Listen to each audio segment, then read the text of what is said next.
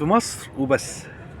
للأسف الشديد بقى عندنا حاجتين، الحاجة وعكسها، خاصة في المجال الرياضي.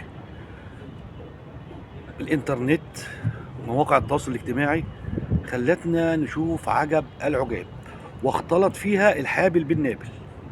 عندنا النقد الرياضي، وأنا كناقد رياضي بتكلم بكل صراحة وبكل وضوح، لأن اللي يهمني إن يكون في مادة محترمة، مادة مفيدة.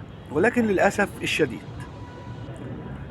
بقى عندنا النقد الرياضي المقابل له الردح الرياضي، فاختلط الحابل بالنابل، فتساوت الرؤوس. كل صفحات السوشيال ميديا للأندية بقت ردح رياضي، بما فيهم للأسف النقاد الرياضيين إلا من رحم ربي.